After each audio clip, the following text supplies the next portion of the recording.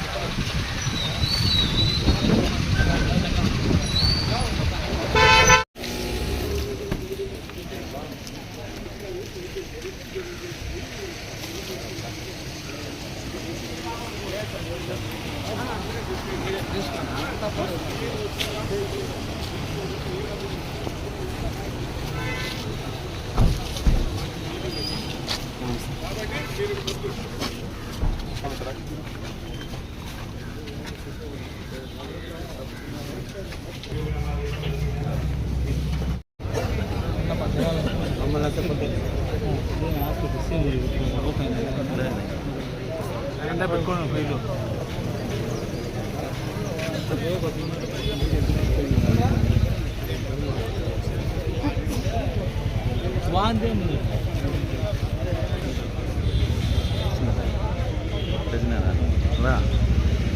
ఇస్తే కదా మీరే కుదరలా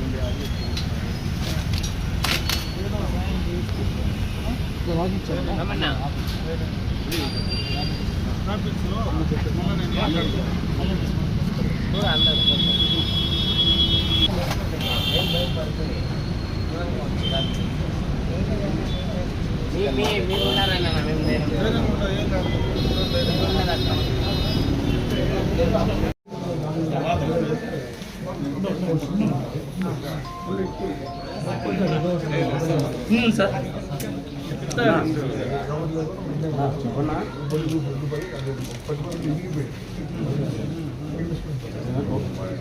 టోల్గేట్ దగ్గర ఉందన్నా మస్తు ఓకేనా ఎవరండి సమయం వస్తాడు ఏమి ఇప్పుడు పొద్దున్న అనుకుంటున్నాను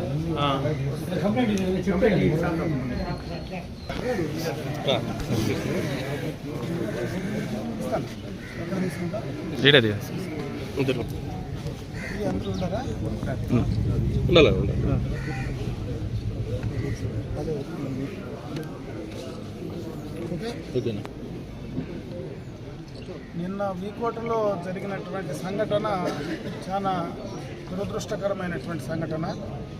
ఇది జరిగి ఉండకూడదు.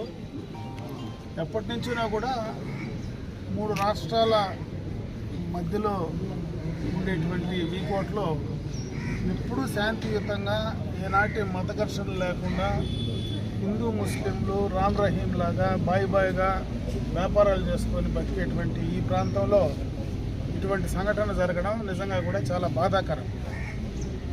దీంట్లో ఏ పాపం ఎరిగినటువంటి వాళ్ళు వ్యాపారస్తులు నష్టపోయేది కూడా నిజంగా కూడా చాలా బాధ కలిగించింది. నేను కలెక్టర్ గారితో ముఖ్యమంత్రి గారి నోటీసు కూడా నిన్ననే తీసుకెళ్లడం జరిగింది. నిన్న జరిగినటువంటి సంఘటన తెలిసిన వెంటనే కలెక్టర్ గారిని ఎస్పీ గారిని నేను కొంచెం దూరంలో ఉంటే ఇద్దరిని కూడా రాత్రి ఇక్కడికి వెళ్ళమని చెప్పడం, ముఖ్యమంత్రి గారి నోటీసులో పెట్టడం, వాళ్ళు వెంటనే ఇక్కడికి రావడం, రాత్రి ఎంత లేట్ అయినా కలెక్టర్ గారు ఎస్పీ గారు దాదాపు ఈ యొక్క సంఘటనకు సంబంధించినటువంటి దాన్ని అలాగే మరి శాంతియుతంగా రాత్రి అంత లేటుగా కూడా చేయడం అనేది నిజంగా కూడా అధికారులను కూడా నేను మనస్ఫూర్తిగా కూడా ఈ కార్యక్రమానికి రావడానికి అభినందిస్తున్నా. దీన్ని తగ్గించి ఈరోజు నార్మల్ స్టేజ్కి తేవాల్సినటువంటి పరిస్థితి కూడా ఉంది. నేను ఇక్కడ వీకోట్లో ఉండేటువంటి ముఖ్యమైనటువంటి వాళ్లకు, అదేవిధంగా ప్రజలకు కూడా, హిందూ ముస్లిం సోదరులకు కూడా నేను ఒకటే కోరుకుంటున్నా, మంది శాంతియుతంగా ఉండేటువంటి ప్రాంతం.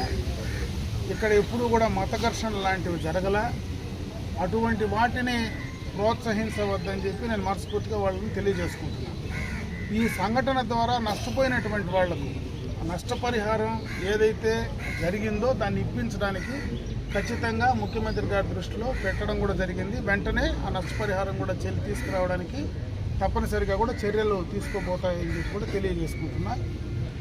అదేవిధంగా ఈ ప్రాంత ప్రజానీకానికి కూడా నేను మనవి చేసుకునేది, నేను శాంతిని కోరుకునేటువంటి మనిషిని. ఇక్కడ కలెక్టర్ గారు, ఎస్పీ గారికి కూడా చెప్పడం జరిగింది.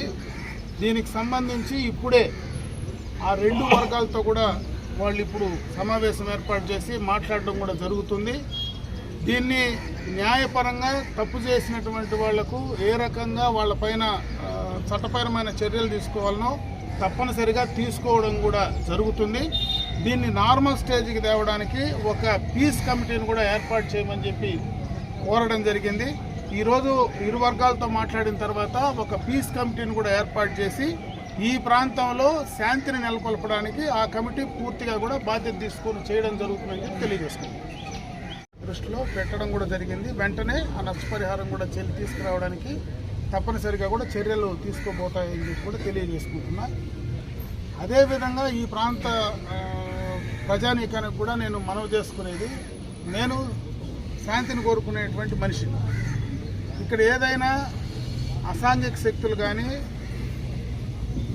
ఈ మత ఘర్షణల ముసుగులో ఎవరైనా తప్పులు చేస్తే ఖచ్చితంగా కూడా చట్టపరమైనటువంటి చర్యలు తీసుకోవడానికి ప్రభుత్వం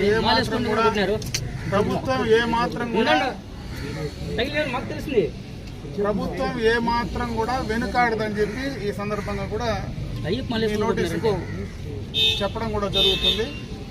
అదేవిధంగా ఎవరికైనా ఈ ప్రాంతంలో నష్టం జరిగితే, అన్యాయం జరిగితే నేను ఎప్పుడూ కూడా అందుబాటులోనే ఉంటా. ఏ రాత్రైనా అపరాత్రైనా నేను రావడానికి సిద్ధంగా ఉంటా. ప్రభుత్వ పరంగా దాన్ని మీకు న్యాయం చేయడానికి ఖచ్చితంగా కూడా సిద్ధంగా ఉంటానని చెప్పి తెలియజేసుకుంటూ, మీరందరూ కూడా శాంతియుతంగా సంవయనం పాటించమని చెప్పి మరొక్కసారి వీకోట పట్టణమే కాదు, వీకోట మండలం చుట్టుపక్కల ఉండేటువంటి ప్రాంతాలందరూ కూడా దాన్ని ఆచరించమని చెప్పి నేను మనస్ఫూర్తిగా